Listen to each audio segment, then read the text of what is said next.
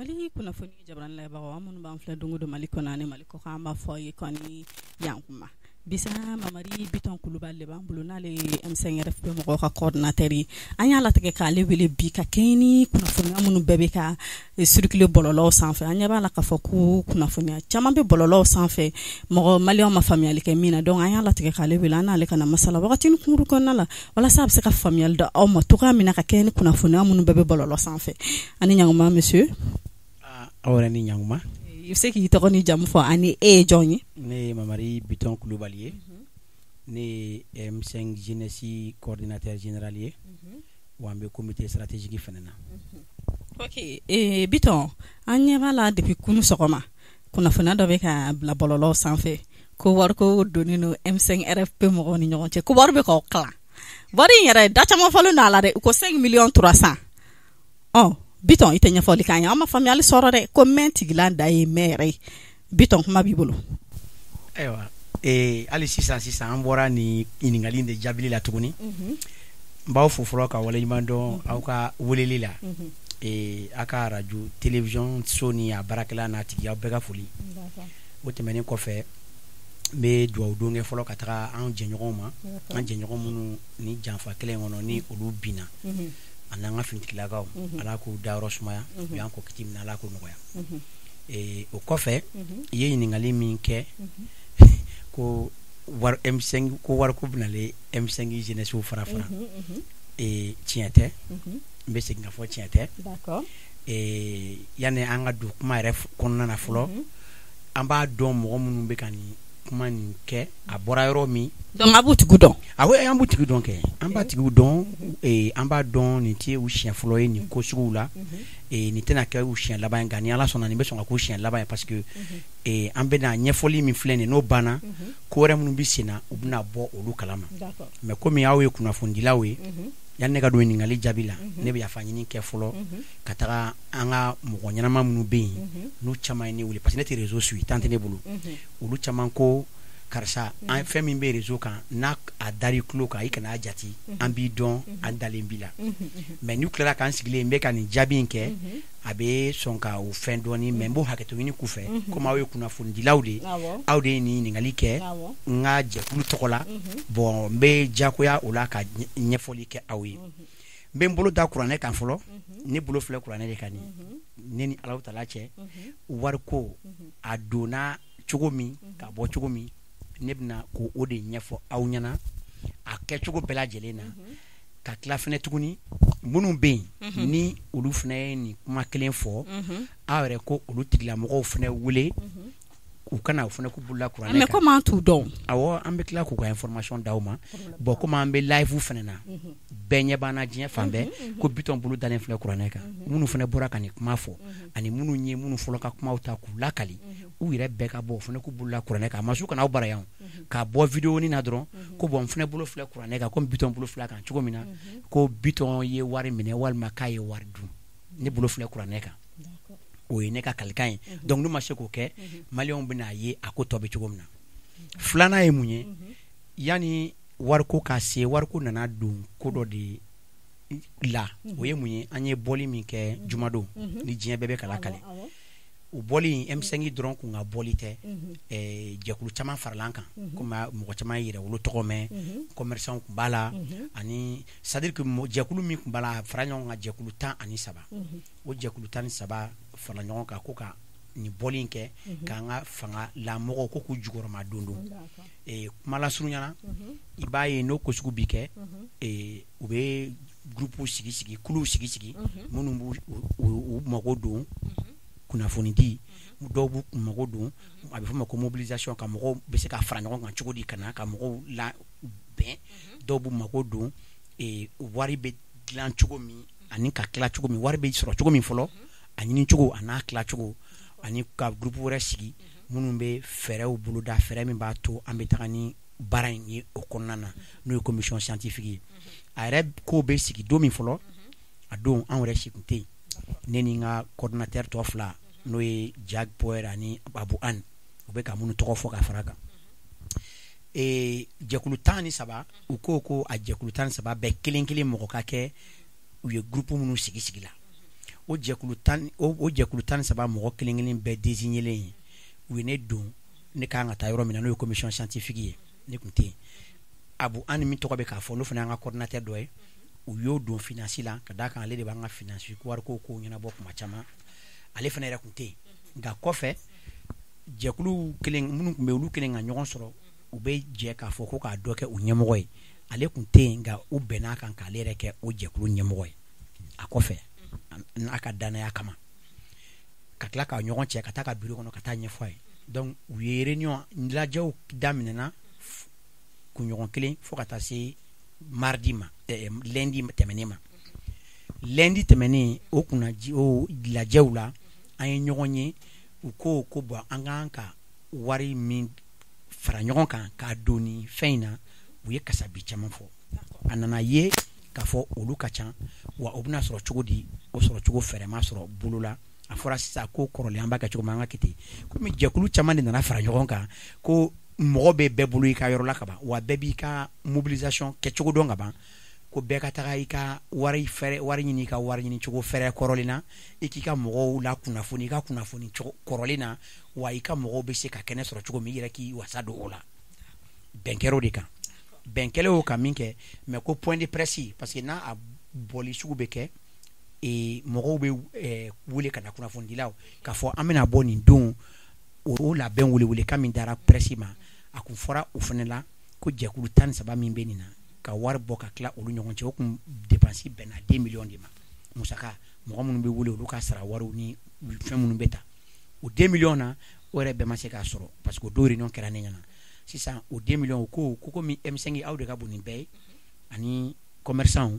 sisan non i ko M5 ka bon nin bɛɛ donc M5 jama ka ca ni bɛɛkulu fɛn fɛn farala ɲɔgɔn kan juma tɛmɛlen ka meeting kɛ donc M5 jama ka ca n'a bɛɛ ye wa o tɛ ma se nin la munna o jɛkulu yɛrɛ kelen bɛɛ fana bɛ M5 kɔnɔ yɛrɛ o ni ko M5 yɛrɛwolo n'i ye yɛrɛwolo mɔgɔ kelen i yɛrɛ M5 kɛ la a kun bɛ bɛɛ ni ye kuma la a bɛ fɛn bɛɛ a b'u bɛɛ kuma la i ye mɔgɔ ye i n'a fɔ Bokum ninnu Ablaye Bokum kɔrɔ Bokum nin bɛɛ ye M5 de donc jɛkulu yɛrɛ mɔgɔ bɛɛ ye M5 ka mɔgɔ ye nka komi bɛɛ nana n'i ka jɛkulu fɛnɛ kɛrɛnkɛrɛnnen tɔgɔ ye o de y'a kɛ jɛkulu 13 ye donc jɛkulu 13 u ko M5 ko ale ka bon ani commerçant ani yɛrɛwolo ko bon k'anw ka 100,000 di donc a tɔ bɛ tila tɔw ni ɲɔgɔn cɛ o kɛnɛ kelen kan n hakili b'a la Abu An ale ko bon sini ye conférence de presse ye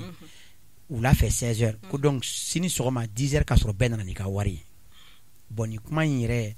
i b'a ye de k'a fɔ mɔgɔ minnu bɛ ka nin ko in kɛ o la i tɛna u si ye min bɛ bɔ ko ne filɛ ka n bolo da kuranɛ kan cogo min k'a b'a kɛ ne de fɔlɔ ka wari ne Bitɔn Kulubali kelen de fɔlɔ ka wari donna nin ko in na munna an kelen ka nin lajɛ kɛ o b'a sɔrɔ anw ka ɲɛmɔgɔ minnu bɛ yen n'a bɛ fɔ o ma comité stratégique o b'a sɔrɔ hali se ma kɛ olu ma k'a ɲɛf'u ye kuma tɛ k'a fɔ ka dɛmɛ kɛ an ye donc dɛmɛ kuma selen olu ma olu de ye ɲɔgɔn lajɛ u ko bon an ka lajɛ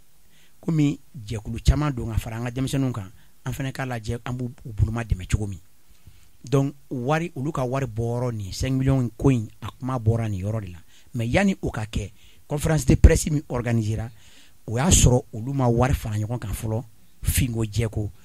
an ka trésorier n'o ye Abu An ye mardi sɔgɔma 10h ale min di ko mɔgɔw kana ni wari ye joona avant 10h mɔgɔ tɔw ta nana M5 kun tamana fana kɛra mɔgɔ dama dɔ ale de ne dalen wele a ko karisa i bɛ min ko bɛ so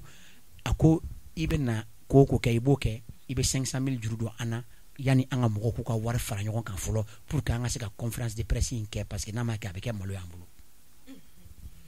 n bolo dalen filɛ kuranɛ kan ne ka wari ne de fɔlɔ ye 500,000 di n ko an yɔrɔ ka jan ko nana ye n'o tɛ a bɛ kɛ baara ye ka téléphone tigɛ n wulila ka bɔ so ka na 500,000 d'a ma a taara ni o de conférence de presse fɔlɔ ka kɛ o la donc ni minnu bɛ ka kuma nin fɔ ne ta o de fɔra sisan jamana Mali kura ko in a tɛ taa nkalon kan bilen ni Ala sɔnna a yɛlɛma nin a bɛ daminɛ an fɔlɔ de la parce que ni an yɛrɛ ma yɛlɛma jamana tɛ yɛlɛma bon ninnu degelen bɛ nin wale sugu ninnu na u bɛ ka nin nkalon sugu ta ka da mɔgɔ min na u t'u dɔn i y'a faamuya donc bɛ tɛmɛ ni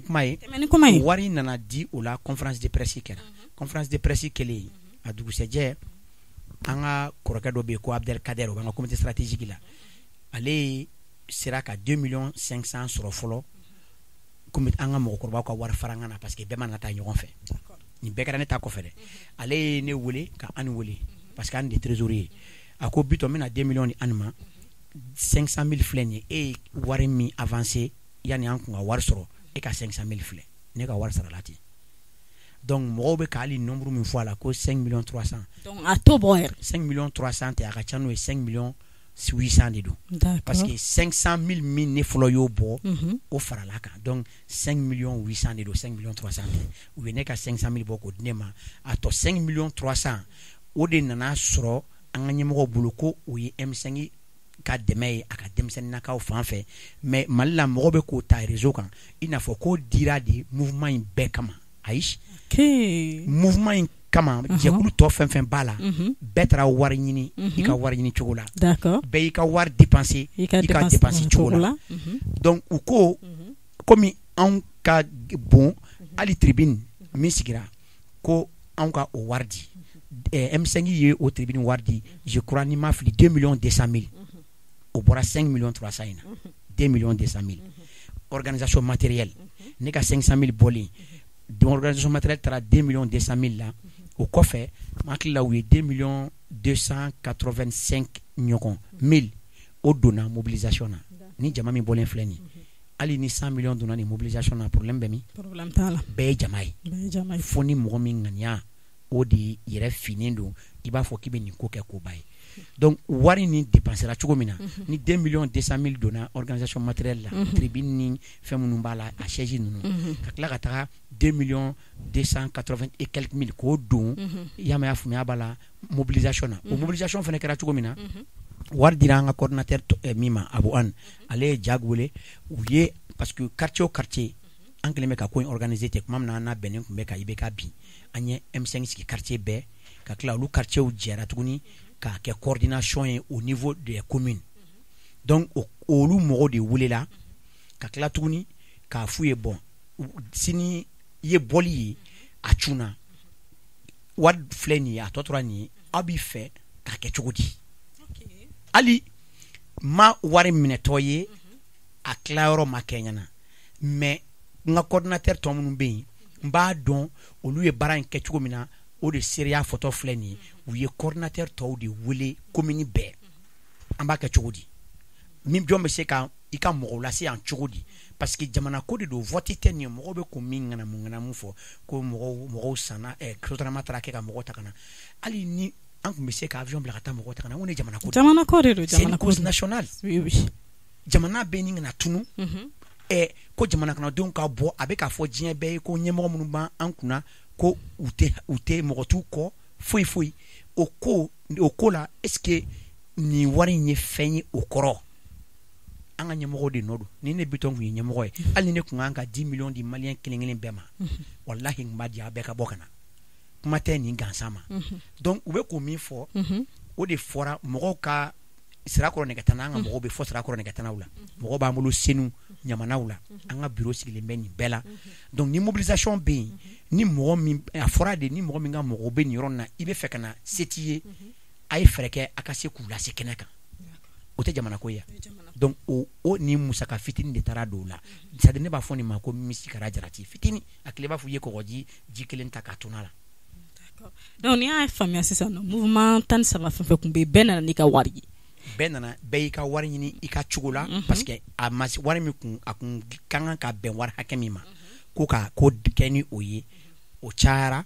bɛɛ bɛ ka ɲininkali kɛ n'a sera nin yɔrɔ la an kɔni taara an b'a kɛ cogo min na donc bɛnma tilala ka bɛn min kan o de ye nin ye komi déjà an kelen kelen bɛɛ bɛ mouvement kɛ kɔrɔlen ko bɛɛ ka taa ni o tagasira ye ka bɛɛ k'i ka mɔgɔ wele ka na kɛnɛ in ma ko k'a nɔgɔya donc ni e ka tagasira ka nɔgɔ i ma cogo min e t'i ka wari ɲini n'o tagasiranin ye ka i ka mɔgɔw dɛmɛ n'o tagasiranin ye yaasa k'u dɛmɛ k'u lase kɛnɛ kan n'o tagasiranin ye bon M5 de talen filɛ nin ye k'o bila à la une i n'a fɔ M5 kelen de kun ka ko don. Ok Bitɔn an bɛ fɛ k'a dɔn sisan nɔ mun ye M5 ta bila à la une ta parce que n bɛ fɛ k'a dɔn est ce que aw yɛrɛ dama ni ɲɔgɔn cɛ furukufurukunin dɔ de donna aw ni ɲɔgɔn cɛ min y'a to n'o ye kunnafoniya di mɔgɔ dɔ ma o ka nin bila bɔlɔlɔ sanfɛ wa. Non kunnafoniya furukufuruku tɛ an ni ɲɔgɔn cɛ ka d'a kan ali minnu bɛ kuma fɔ la ko M5 jeunesse faralen non si u ko ko aw bɛ kɛlɛ yɛrɛ la voilà u tɛ M5 kɛcogo dɔn n'i ye M5 ta k'a lajɛ politique tɔn association tɔn silamɛ tɔn société civile tɔn an yɛrɛ min ka ca la ni bɛɛ ye o y'an minnu t'a si la ye an de ka ca la ni bɛɛ ye an minnu bɛ M5 la n'an tɛ foyi la an de ka ca la ni bɛɛ ye olu mɔgɔ bɛɛ faralen ɲɔgɔn kan e bɛ se k'a fɔ cogo di k'olu kuntagalaw ka kɛ kelen ye ni kuma kelen-kelenninw tɛ o yɛrɛ de ye M5 force ye o de ye M5 force ye maintenant an ka structuration o jɛlen don i bɛ se k'a fɔ dɔ diminen don komi minnu filɛ ka kuma nin kɛ par exemple i bɛ jɔyɔrɔ dɔ nɔfɛ i ma se k'o jɔyɔrɔ sɔrɔ parce que i ka compétence ma s'o ma i ka kan ka yɛlɛn cogo min ka se yen e ma se k'o kɛ parce que i bɛ place sɔrɔ par mérite de bon donc ni e ma se peut-être o dimi y'a bolo i bɛ bɔ i bɛ nkalon sugu dɔ tigɛ ka da mɔgɔw la mais n y'a fɛ cogo min na nin ye ne ka interview ni kuma in bannen hali presse ka niveau la parce que nin siɲɛ 2 ye bi n b'a la mais n'o banna n ti tɛmɛ nin kuma in kɛrɛfɛ tuguni parce que temps perdu de don jamana bɛ lahalaya min kɔnɔ c'est trop sérieux ni manamana ko ninnu ma donc a bɛ nin mɔgɔ caman kɔnɔ ko bɛɛ y'u ɲɔgɔn ye bon an dun lamɔna taga cogo min na an b'an masaw barikada u y'an dege an kana se ka mɔgɔ ɲɛngoya u y'an dege baara la n'i bɛ nin fila dɔn i tɛ se ka mɔgɔ ɲɛngoya parce que mɔgɔ bɛ fɛn fɛn sɔrɔ e bɛ se k'a ɲɔgɔn sɔrɔ n'i y'a jija donc i kana sira mɔgɔ ɲɛ munna i kana nkalon tigɛ parce que nkalon tigɛ i bɛ nkalon tigɛ ni sira ani nata de donc ni e yɛrɛ bɛ baara kɛ ka dɔ sɔrɔ i tɛ nata mɔgɔ la i tɛ siran ka nkalon tigɛ donc an b'an masaw barika da u y'an mara ka to sira ɲuman kan an dɔgɔnin minnu bɛ yen tan n'olu bɛ nin fili in kɔnɔ an b'a dɔn olu nɔ tɛ jamana système de ye nin don jeunesse la Mali kɔnɔ d'accord Biton i ko ka b'u dɔn a bɛna ɲangili sariya jumɛn ta k'u sɛgɛrɛ ou bien a bɛna ko to ten bon ne tɛ n'a fɔ yan an bɛna ɲangali sariya min ta k'u sɛgɛrɛ parce que o ye M5 tɔgɔ ye mais ne ni kɔni ye nkalon ta ka da ne la ne bɛ Mali kura taga ko min na a tɛ nkalon ta ka da mɔgɔ wɛrɛ la dɛ Mali kɔnɔ yan wa ni Mali kɔkan kɔkana mɔgɔ wɛrɛ ta ka nɔgɔn n'a bɛɛ parce que n bɛ se ka taa diɲɛ fan bɛɛ donc et puis kɔkanaw na sariya bɛ yen kosɛbɛ ka tɛmɛ an baara kan yan ta jɔrɔ bɛ na parce que a ko mana taa yɔrɔ la mɔgɔw bɛna deli ni fɛnw kɛ mais o tɛ ne ta la parce que u kɛtɔ u y'a dabɔ ŋaniya min kama u yɛrɛ b'a dɔn bon n'o ŋaniya ma sabati ni conséquence min bɔr'o la i fana b'i sigi ni o ye i ne tɛ kuma i ne tɛ kɛlɛ kɛ parce que e ka temps tɛ ne bolo ne bɛ jamana ko de la ne dun b'a dɔn ne ka jamana bɛ yɔrɔ min na bi wallahi a bɛ caman kɔnɔ kɛlɛ daminɛ hali kɛlɛ ma s'a kilancɛ la le pays est menacé donc ninnu ye futilités de ye ka mɔgɔw ka temps perdu bon heureusement komi mɔgɔw bɛ mɔgɔ dɔn bɛɛ b'i welewelela kɔfɛ fara kɔnɔna kan karisa i mɔgɔ tɛ ka t'i yɛrɛ lajɛ an b'i dɔn ninnu to yen ninnu ye mɔgɔ kun u b'u dɔgɔya u bɛ kumaw f'u ma n ko an ka dubabu kɛ u ye ala ka hakili ɲuman d'u ma dɔrɔn ne b'o de fɔ quoi mais n'aw ye ma ɲɛ a ye weleli kɛ ko ka ɲɛfɔli k'aw ye an bɛ ɲɛfɔli de k'aw ye sinon wariko kɛra tan ka quartier commune mɔgɔw bɛɛ wele ka tila u ta bannen quartier fana kɔnɔ jɛkuluba dɔw bɛ yen i n'a fɔ musow ka jɛkulu jama b'u kɔ ou bien jeunes dɔw bɛ yen u tɛ politique la u tɛ foyi la mais u jɛɲɔgɔnw ka ca nin bɛɛ de farala kan nin bɛɛ de bɛ mobilisation na a ye na an ka taa an ka ɲɛmɔgɔw soutenir diɲɛ in ma k'a dɔn k'a fɔ an tɛ k'u labila ne bolo ni nin bɛɛ kɔfɛ résultat min yera n'i y'o ye tiɲɛ la 5 millions ye mun ye nin kɔrɔ e ni ne yɛrɛ fila 5 millions ye mun y'an fila bɛɛ bolo yan ni wari ye ko bɛ na tuguni k'a fɔ ko i ma faamuya jamana bɛ état min na ala ka hakili ɲuman d'an ni ninnu ma. Ok Biton diyara n ye faamuyali diyara n ye n b'a dɔn mɔgɔ caman ye faamuyali sɔrɔ i ka nin kuma in na Biton an bɛ min kɛ ka kuma datugu sɔgɔmada in na an ye fɛn dɔ fana ye bɔlɔlɔ sanfɛ ko Amina Fofana mouvement yɛrɛwolo mɔgɔ dɔ i yɛrɛ ko yɛrɛwolo mɔgɔ bɛɛ fana bɛ M5 RFP la a ye kunnafoniya dɔ bila bɔlɔlɔ sanfɛ k'a fɔ ko kunu ale ni mɔgɔ dɔw ma ɲɛ kuma la a y'a perepere tigɛ ko mɔgɔ fila donc du coup k'ale b'a ka démission rendu i bɛ se ka ɲɛfɔli jumɛn k'o la bon i y'a mɛn cogo min n y'a mɛn ten parce que ne tun bɛ réunion wɛrɛ la ne ma se o réunion kɛyɔrɔ la yɛrɛwolo ka yɔrɔ la n bɛ min kɔni dɔn n dalen b'a la Amina Fofana c'est une très bonne sœur n b'a dɔn a ka wuli ka jɔ jamana ko in na bi ko m'a bila la k'a bɛra fitinin parce que ne dɔgɔmuso don n b'a dɔn an ye quartier kelen mɔgɔw ye donc n bɛ min fɔ nin kuma la dɔrɔn n b'a to fɔlɔ n yɛrɛ ka kuma bɛrɛbɛrɛw bɛɛ ɲɛdɔn n ka se ka hakilina di o la mais pour le moment e y'a ye cogo min n yɛrɛ fana y'a ye ten tɔ a banna donc information sûre foyi t'a ko kan fɔlɔ bon ne tɛ se k'o si jalalatigɛ ka d'a kan ne ma bɔ a réunion kala mun b'a dɔn kun bɛ réunion na mais n m'a dɔn k'u kɛlɛla fo ka taa se ale ka dimini ma nka n b'a yɛrɛ wele n b'a ɲininka lala o kɔfɛ n'a ye ɲɔgɔn ye n'i ye min mɛn a yɛrɛ da o de kuma la tiɲɛ yɛrɛ donc n bɛ se ka min fɔ ka don kuma kan ala an balima dɔw wɛrɛ bɛ yen an yɛrɛ jɛɲɔgɔn dɔw bɛ yen an n'u ye kɛlɛ in daminɛ k'a bɛ a daminɛ fo ka taa se laban ma bon n t'a dɔn fɛn fɛn donna olu yɛrɛ hakili la u bɛ mɔgɔ kuma minnu nkalon minnu tigɛlen filɛ olu yɛrɛ b'o ta u b'a jouer u bɛ tila ka nkalon wɛrɛ tigɛ ka fara a kan donc u bɛɛ de welelen don ka daminɛ nin ko in mɔgɔ fɔlɔ fa mɔgɔ laban bɛɛ ka bɔ i k'i jɛya aw bɔra cogo min ka nkalon tigɛ maliyɛnw ye kuma fɔlen filɛ ka kalili kɛ kuranɛ la aw fana bɛɛ welelen don a k'aw sigi a ka video kelennin kɔrɔ yen téléphone kɔrɔ yen a filɛ ka min fɔ mɔgɔw ma a fana ka bɔ k'aw tɛgɛ d'a kan an k'a ye k'a fɔ tiɲɛ don a ye min fɔ nkalon na hali n'a tɛgɛ da kuranɛ kan ne fana tɛgɛ filɛ kuranɛ kan ne ye min fɔ o de tiɲɛ ye min kale ye n'o ye bon donc nin bɛ mun ɲa ka jamana la futinɛ ka mɔgɔw hakili wasu mais alhamdulillah ko mɔgɔw bɛ mɔgɔ dɔn an b'a ko bila o kan ten ni ala ka jɛ ala ka hakili man d'an'u ma mais min kɔni ye sariya ka ko ye jamana ni a bi jɔ de diyagoya hali n'a bɛ k'an bɛɛ su kan donc ayi a tɛ k'an bɛɛ su kan a tɛ s'o ma voilà donc malikura ko in nin bɛɛ b'a kɔnɔ u ka nin tagabolo ninnu ka to ka dɔw ka politiki warini minɛ ko karisa bɔ i ka nin nkalon tigɛ ka da karisa yɔrɔ o kɛra métier y'an bara a bɛ san dama dɔ bɔ sisan i yɛrɛ b'o kalama o métier in fana bantɔ de fana filɛ nin ye u kun ma se ne ma fɔlɔ o selen ne ma an maliyɛnw bɛ tila ka na fɔ ko ko Bitɔn y'a fɔ cogo min na alhamdulilayi a kɛra a dan ye parce que u ser'u da la ka ban ala sɔnna a ma ayiwa kuma filɛ ok Mali kunnafoni jabarani lagɛbagaw Bitɔn Kulubali de tun b'an bolo M5 RFI mɔgɔw ka coordinateur a y'a latigɛ k'a fɔ ko kuma in yɛrɛ fɔli tun man d'a ye mais kunnafonidilaw bonya kama a bɔra ka n'an jaabi an bɛ foli belebeleba k'a ye kosɛbɛ a ka considération na an ta fan fɛ parce que a y'a yira k'a fɔ vraiment nin ko nin futilité de a kun fɔli man d'a ye mais tellement a y'an considéré a nana an ka wele jaabi donc an b'o foli belebeleba k'a ye kosɛbɛ kɛlɛ kelen in kɔnɔna na u ye de kuma kelen fɔ ko 150 millions dira i bɛ ka wagati kuma dɔ u y'o kuma mɛn mais ala kɛ ale tigilamɔgɔ kɛra hɔrɔn ye mɔgɔ dɔ de tun ye information kolon d'a ma u y'an n'a bila f'an ka bɔ k'an kale jama la an bɔra k'an kale a dugusɛjɛ a ye weleli kɛ ko tiɲɛ la mɔgɔ min y'a fɔ a ye k'a ye nkalon tigɛ a ye ko n ka yafa ma ala kama n ko karamɔgɔ k'ala ka yafa an bɛɛ ma a petit kamalen dɔ bɛ yen mɔnɔ ko Buwa Fane Wajɔn u y'a bila réseau kan i bɛ ka wagati ko Bitɔn ko cɛni surumani dɔ bɛ Germany k'a bɔra Amérique k'a bɛ ka na jamana ɲagami ko o de denmisɛnnin o de bɛ ka denmisɛnninw organiser k'a muso kelen bɛ k'a gɛn ko n'a sera Amérique don o don k'a bɛ minɛ ka don kaso la mais ne bɛ t'o sɛgɛsɛgɛ dɛ ne yɛrɛ ba yɛrɛ fo ka ne ba yɛrɛ ja tigɛ bon i m'a ye u bɛ nin kuma nin bɛɛ ta ka fɔ mɔgɔ ma mais u bɛɛ ka video ni fɛnw bɛ u bɛ denmisɛnninw bɛ kɔfɛ Espagne ni Faransiw la u bɛ bɔ la u bɛ manamanakan fɔ mɔgɔw ma bon ninnu taara tunga fɛ k'u b'u somɔgɔw dɛmɛ